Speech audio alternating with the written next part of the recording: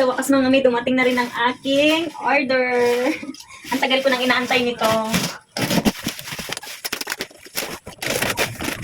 Super laki pero kailangan ko talaga to sa pagpintura dito sa loob ng bahay namin.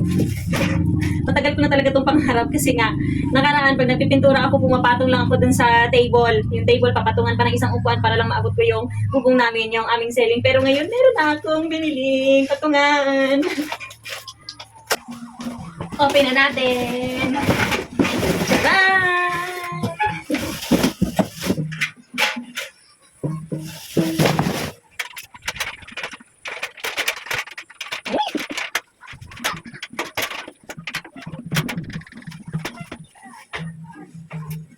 Ay, grabe.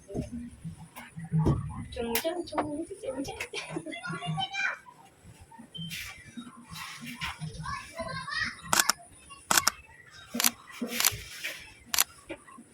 Yun.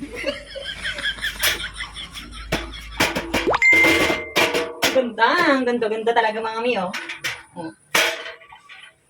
Tapit ko sa inyo, ha. Oh, ang ganda, oh.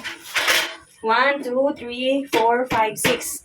6 layer lang to. Kasi nga, ang orderin ko sana nakaraan is 7 layer. Pero, chinata ko ng supplier na hindi raw tatanggap yung GMT ng 7 layer kasi mas mahaba. So, 6 pababa lang daw yung kayang i-deliver. Kaya pinawasan ko. Kinancel ko yung 7 and then nag-order ako ng 6. So, ito yung dumating 6. Pero okay na rin kasi nga, medyo mataas na rin. Maabot to na yung bubong namin. Hindi na ako mahihirapan magpintura. Ayan. And then, marami tong kulay sa yellow basket. Kulay black lang yung pinili ko kasi nga, madumihin ang white. Siyempre, lagi natatapakan, di ba? And then, kung makita niyo yung quality, oh, napakatibay talaga nito. Napakatibay. Kayang-kaya to kahit malalaki yung papatong. And then, ito yung kanyang likod, oh. Ayan. Ito yung mga pang-support niya para hindi ka malaglag. Ito yung pang-lock. May pang-lock din siya dito. Yan. May pang-lock din siya para hindi ka uuga-uga. And then, dito naman may hawakan ka parang foam. And hindi ka masusugatan. Ayan, lambot mo. Tapos dito pwede mong ilagay yung mga tools. Halimbawa, may gagawin ka sa taas, magpupukpo ka, ganyan.